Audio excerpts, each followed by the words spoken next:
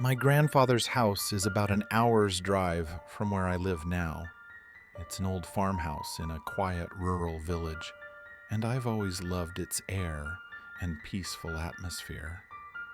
Ever since high school, when I started riding a motorbike, I used to visit there alone from time to time. Whenever I arrived, my grandparents would greet me warmly. The smell of rice cooking, the creaking wooden porch, the barking dogs echoing over the fields.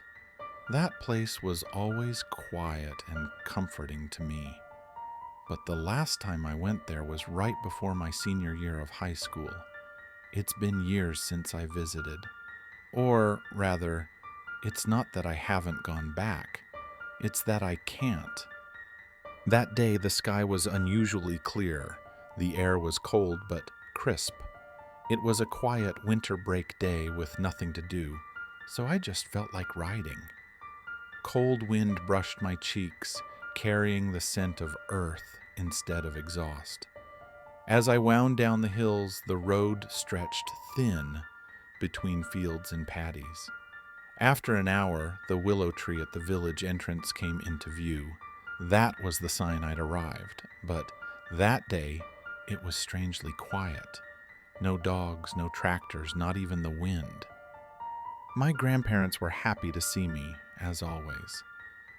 After lunch, I lay down on the porch. The sunlight was warm, the breeze cool. Time seemed to move slower there. Then it happened. Po po po po po po po po po po po. At first, I thought it was a bird, but then I realized it was someone breathing. I turned toward the fence. A white hat slowly slid past the top of the fence. It wasn't blowing in the wind. It was moving steadily sideways. Then I saw shoulders. It was a woman. She wore a long white dress and a wide white hat. Her steps were slow, uneven, almost unsure, like she forgot where her feet should go. And then I remembered that fence was over 2 meters tall, yet her hat rose above it. She was impossibly tall. I couldn't move. I just stared as she drifted away along the edge of the field. The moment she disappeared, the po-po-po stopped too.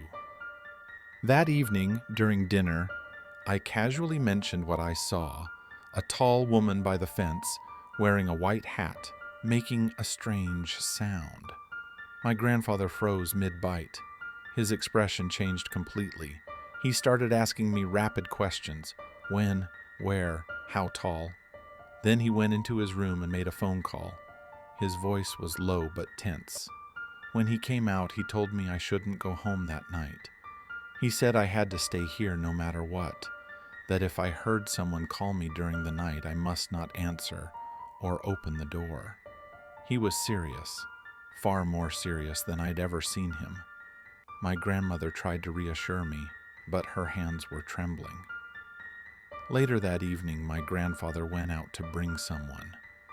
When I asked my grandmother what was happening, she told me about something the village feared.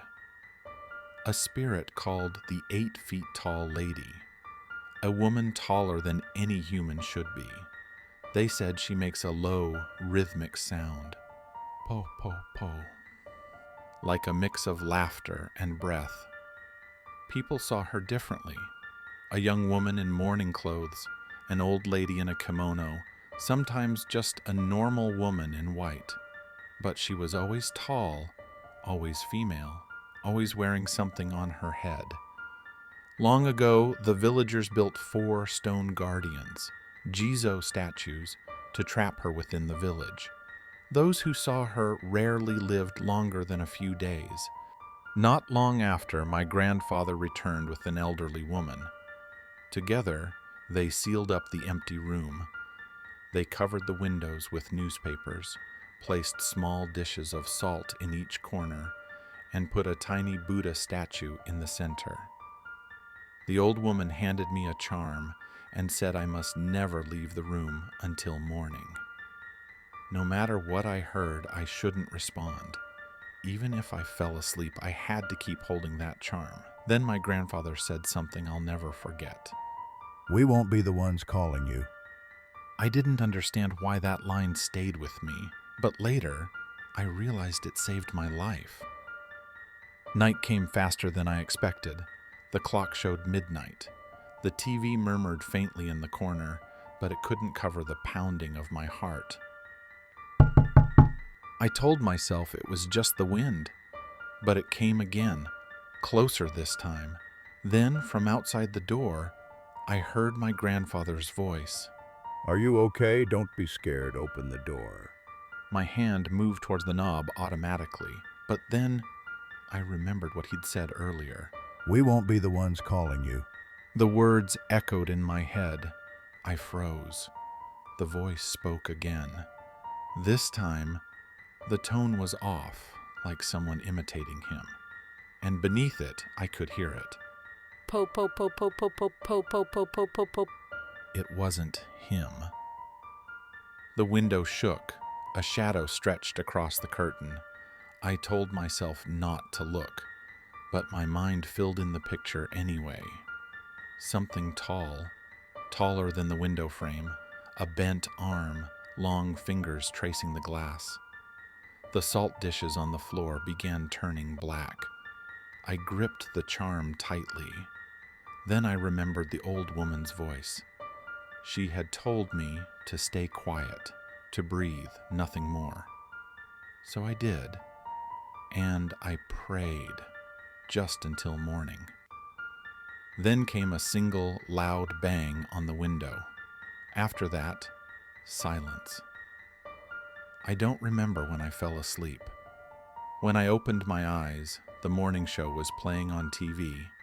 The clock read 7:13 a.m. The room smelled damp, and the salt had turned pitch black. When I opened the door, my grandmother and the old woman were standing there. My grandmother burst into tears. That's when it sank in. I had survived the night. Later that morning, my father arrived. Several men from the village gathered around the truck. They sat me in the middle, surrounded me on all sides. The old woman sat up front, chanting quietly. Before we left, she told me to close my eyes. She said that if I saw her, she would see me too. We drove toward the hill where the Jizo statue stood. Then, I heard it. Something white was running next to us. Its arms moved wrong, its body bending in impossible ways. I kept my eyes shut tight, but just once, only for a second, I peeked. The hat was level with the top of the window. Underneath it, nothing. A deep black hollow where a face should have been. Someone in the truck shouted not to look, and then, as we passed the Jizo, everything stopped. Only the wind remained. Life eventually went back to normal. I put the motorcycle away and stopped looking out windows at night. Time passed. My grandparents and even the old woman who helped me all passed away. Then one morning, I got a call. A car had hit one of the Jizo statues. It was broken. That night, I heard it again. Po po po po po po po po po po po po. People in that village have always talked about her, the 8 feet tall lady, a woman too tall to be human, always wearing something on her head, always making that same sound, po, po, po. She appears in different forms, a young mourner, an old lady in kimono, a woman in white, but the same pattern repeats. A woman, a hat, a towering figure, a voice. So the villagers built Jizo statues at every border, markers for people, barriers for her. And they passed down the rules: never meet her eyes, never answer her voice, never drop the charm. When salt turns black, she's near. She leaves at dawn, and she cannot cross the Jizo boundary. Those rules once saved me, but rules only work while the boundary exists. If the Jizo is broken, The barrier is gone. Since that day, I sometimes hear the sound again at night. It starts far away, and each time it comes a little closer. I close my eyes. I stay silent. But I know now. She doesn't need me to visit the village anymore. She can come here. Last night, around 2 a.m., the ceiling trembled slightly. At first, I thought I imagined it. Then the wallpaper rippled. The curtain lifted. No wind. I didn't turn on my phone's light. Light makes a path. And once there's a path, she follows it. The sound crawled across the ceiling, down the wall, along the frame.